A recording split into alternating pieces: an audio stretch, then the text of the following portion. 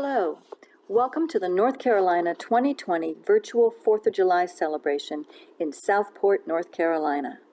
I'm Liz Fuller from the Southport Historical Society. The year 2020 is significant from an historical perspective because it is the 100th anniversary of U.S. women attaining the right to vote. We had hoped to get together to celebrate this anniversary with a march similar to the ones that suffragists did over 100 years ago. But under the present circumstances, we decided it would be better to create a virtual parade. So at the end of this video, we will have pictures of current-day supporters honoring women's suffrage and those who helped achieve it. But first, we'd like to share the stories of some of the citizens who helped to influence women's rights here in Southport 100 years ago. The first woman I'd like to tell you about is Miss Kate Stewart. Kate was a business leader in Southport and was the only woman on the Chamber of Commerce. She was a significant landowner and even sold the county land to build the jail on in 1904. But she is most well known for her ownership of the historic Stewart House Inn right on the edge of the Cape Fear River. The Stewart House was the place to stay when you came to visit Southport. Over the years, Kate hosted numerous judges, lawyers, and even a young Woodrow Wilson. Wilson was only a teenager when he stayed at the inn, but who's to say he didn't get the idea to become president right here when speaking to Kate? She may have been from a small town, but she always had big ideas. But I'll let you see that for yourself. Hello, my name is Kate Stewart. Nice to see you out here in my beautiful hometown of Southport today. Actually, I still think of it as Smithville since I was born here in 1844. But now it's a new day. You know, back in 1909, my friend Jessie Taylor said to me, why don't we start a civic club for the ladies here in town? And since I've always been interested in what's going on in town and a businesswoman since I run the boarding house, the Stewart House, that my mother left to me when she died, I decided I could do that. I have no husband, no children. So we began the Civic Club. I even made arrangements to get a steamboat to take us up to Wilmington to hear President Taft speak. All the ladies were real excited about that. And when we got back, we certainly had some meetings with the men leaders in this town to let them know what we had heard and also some ideas that we had to improve things in our town. Well, the beginnings of the suffragettes, as we're called, to have the right to vote have been very interesting. It's something I've been very proud to be a part of. Wearing my yellow rose here to signify that I'm all for the women getting the vote. It's taken 75 years of my life to get to this point, and I'm very happy about that. So we're going to try to keep on making improvements here in town, and I'm delighted to be able to say hello to you today. Now, unlike Miss Kate, Jessie Stevens Taylor wasn't born in Southport. But like so many of us, she got here as fast as she could. When she was 9 years old, her family moved here from Chicago. In fact, it was 1887, the very same year the town changed its name from Smithville to Southport. Everyone had big dreams that Smithville would become the port of the South. And you know, Miss Jessie never stopped dreaming of ways to make Southport a better place to live. Here she is to tell you about some of the things that she and the ladies of the Southport Civic Club accomplished. Hello, my name is Mrs. Jessie Stevens Taylor. You know, my husband C.E. and I, we weren't born here in Southport, but we sure did come to have a passion for it. We both contributed to the community in a lot of different ways. C.E., he was a lawyer and a newspaper man, and I was one of the founders of the Civic Club. I participated in the USO and many other committees too, and it was all a joy. We just wanted to do everything that we could to help Southport to grow and prosper and be the wonderful city that we knew that it could. One of the things I'm most proud of, though, is the accomplishments of the Civic Club. For instance, the Civic Club was responsible for the first public library here in Southport. It was located right at Fort Johnston Garrison. We had over 400 books that the ladies put together for the library. And I'm sure that Ms. Kate probably didn't mention it, but she was one of the primary donors. We had lots of other projects too. We had the first street lamp put in. We installed benches. We planted gardens. We sewed curtains for the school. We hand painted street signs so people would know where they were going. There were a lot of other things too, and they were all wonderful. But I think the most important thing is to know that when women work together, it can be very powerful. And it really was for the Civic Club, even before we had the right to vote. Jesse's right. The Civic Club did an amazing amount for Southport, before and after women got the right to vote. In fact, they continue to work to improve Southport to this very day. You've probably heard of them. They're now called the Southport Women's Club. Those first 10 years of the club, from 1909 to 1919, were particularly tough ones. We fought a world war and endured a worldwide flu pandemic.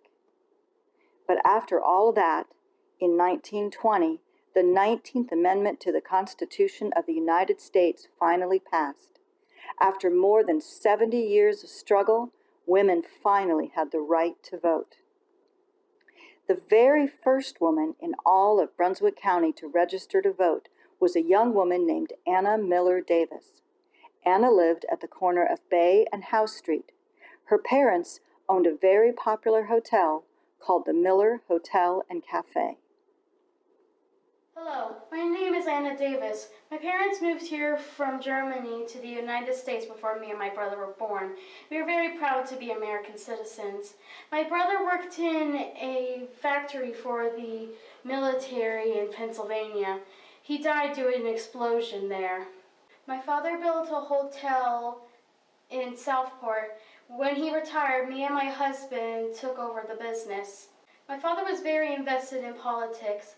Why, actually, one year he ran for governor. He didn't win, but I admire him for trying. In 1920, I became the first woman in Brunswick County to register to vote. I'm very excited for women to start voting, and I believe women will be able to make this country better. Of course, it wasn't just women who supported the 19th Amendment. Many men did, too. After all, they were the ones who voted for ratification. In the fall of 1920, Southport's Mayor Ruark worked with the Civic Club to help educate the women of Southport about their new voting rights. They held their meetings at the Army-Navy Club on Nash Street. Hello, everyone. Boy, it's another great day in Southport. I love those salubrious breezes. Don't they just feel wonderful? Say, have you ladies heard about the voting classes that our Civic Club is going to give in the next few weeks? The club has lined up a number of speakers, including myself, to talk to the women of Southport about their new civic duties as voters. Miss Anna Miller Davis has agreed to lead the program. Everyone knows that Miss Anna was the first woman in Brunswick County to register to vote. I'm sure she's going to do a great job and be a fine example to the rest of us. Well, I have to go over to City Hall now, so I hope you enjoy the rest of your day and enjoy those salubrious breezes. Mrs. Davis, Mayor Rourke, and the women of the Civic Club did an excellent job with their speeches and civic education program. Soon, all of the ladies in the Civic Club wanted to get involved. Good morning. I'm Miss Florence Price. I'm retired now, but I used to be a school teacher right here at the Southport Graded School. In fact, I was the assistant principal for a while. Now that I'm retired, I spend more of my time with the group I helped start, the Southport Civic Club. In fact, I was just at a meeting this morning, and our intention is to go out and encourage women who are eligible to vote in this first election to register to vote. So we've decided to mount a campaign. We're going to go door to door and encourage women to come to get themselves registered. How about you? Are you registered to vote? If you're not, why don't you just come with me? We'll just walk right down here to the courthouse right on Moore Street and get registered. It's very easy. Come on, let's walk. As you can see, everyone in town was excited about the new amendment and about women having the right to vote. But as exciting as it was, there were still some members of the community who were left out.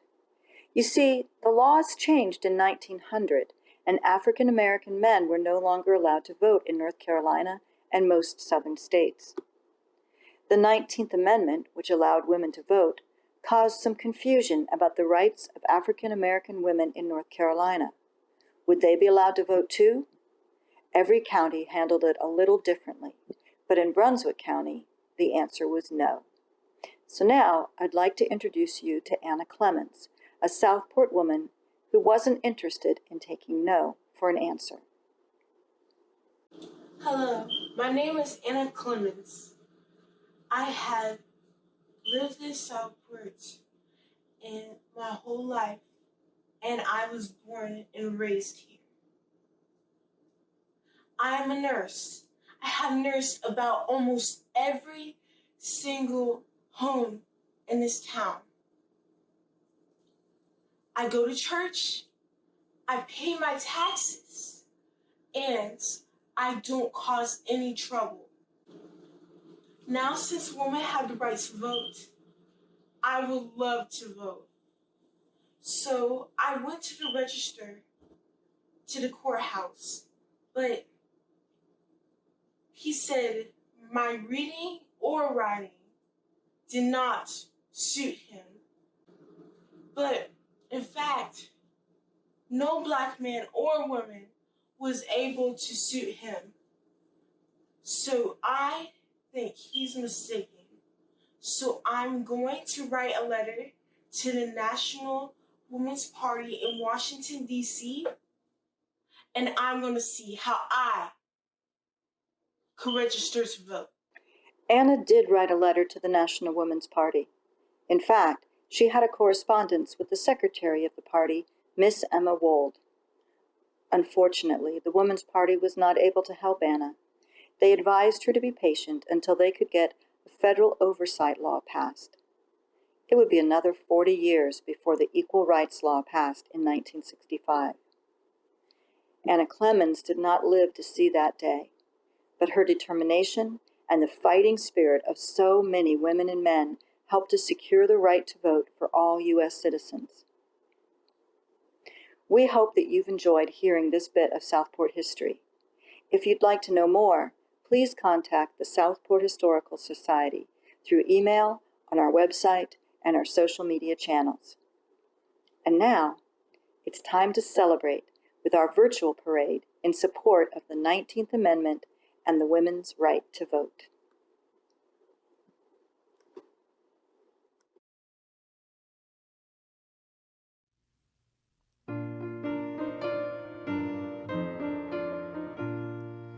See the host advancing, from the west they're marching, thousands of the women armed with voting strength.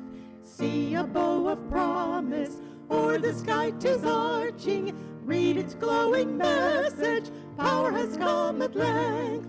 Women want the vote, women want the vote, to bring in prohibition. Women want the vote, women want the vote, women want the vote, to make a sober nation. Women want the vote.